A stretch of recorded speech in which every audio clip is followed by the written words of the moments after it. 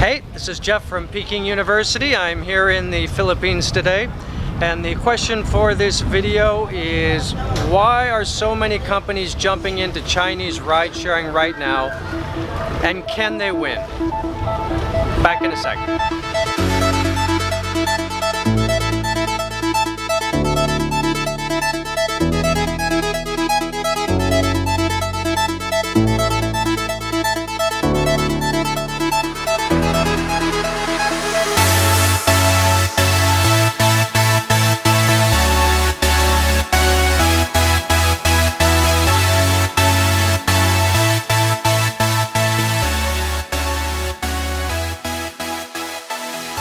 The question for this video is, what's going on in Chinese ride-sharing? Can these other digital companies enter against Didi and win?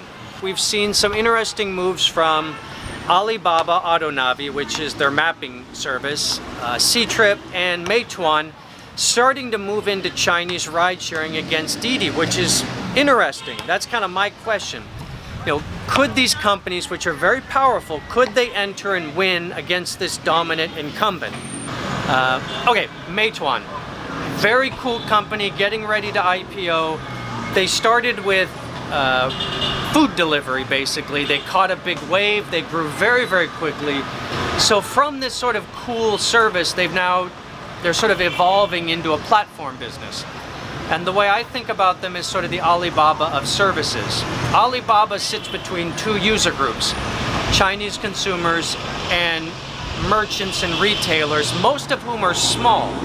And Alibaba gives them tools, marketing, delivery, logistics that let them compete far beyond their size. Okay, Meituan is kind of doing the same thing between Chinese consumers and service businesses that are mostly SMEs, small and medium businesses.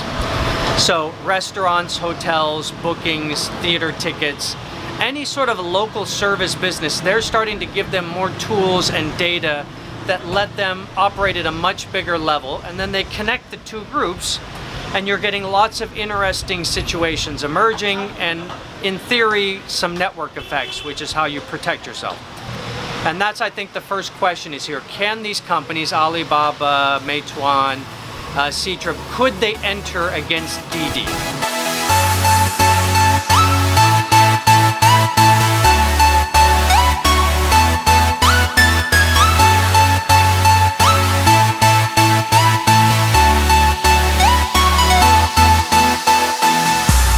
So this has turned out to be a little bit of an adventure. The rain has kind of washed out a lot of the roads, but made it here to Holy Family Hills, which is sort of in the center of Guimaras Island. I'll give you a little look around here. It's pretty nice. It's just a lot of green, a lot of mud.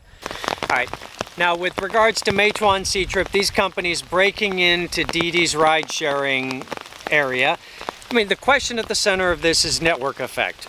Everyone talks about the network effect. This is why these companies, Uber, Didi, Airbnb, all of these are so powerful, because they have this effect where you have two sides of a platform and they each make each other stronger. Can you break in?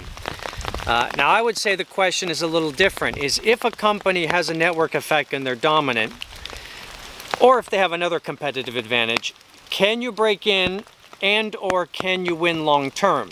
Because those aren't really the same. I can start a soda company right now and I can get into a market, put my cans of cola on the shelf. I can enter the market, but I can't beat Coca-Cola long term. So they have a competitive advantage, but it doesn't necessarily stop you from entering, just from winning. So can these companies enter? And my point is, yeah, they can. They can all successfully enter this market, and I think they're going to do maybe four things. First thing they can do is they leverage half of their platform to build this ride-sharing platform. To do ride-sharing, you got to have drivers, but to get drivers, you got to have riders and vice versa. Well, Ctrip, Alibaba, Meituan, they already have customers, so they don't have this problem. They can jump in and get drivers tomorrow. So that's the first thing they do, is they leverage their existing consumers and data to build out a ride-sharing platform much easier than companies who don't have this. The second thing you can do is micro markets. And the idea is, look, not all network effects are national. A lot of them are sort of local. And Yeah, when one platform is bigger than the other, the service tends to be better. If you have more drivers, more riders, the service is actually superior. More sellers on eBay, it's a better marketplace. But what Facebook famously did is when they entered, they were very small and they went against MySpace and Friendster, which were big.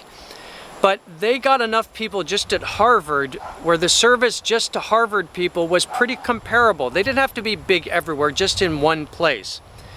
Now you could do the same with ride sharing. You don't have to be as big as Didi everywhere to offer a comparable service.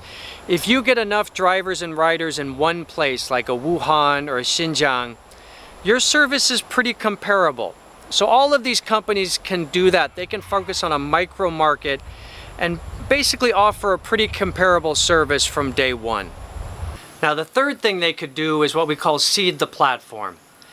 You know, look, you've got the users, the riders, the consumers, you're trying to build out the drivers, maybe in one city. You can try and recruit them and convince them, or you can just hire them. You can sort of seed the platform in the early phases to get it rolling. That's something all of these companies could do.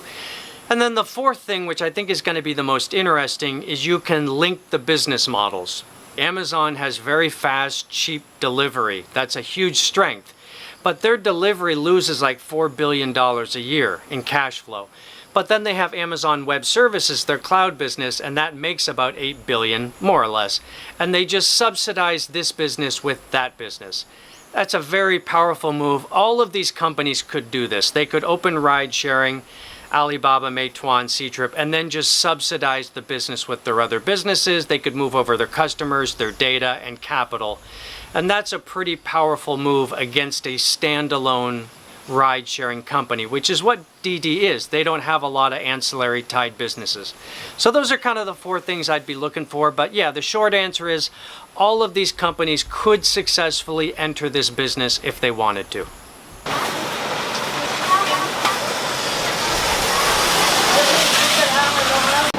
So great success, lots of mangoes.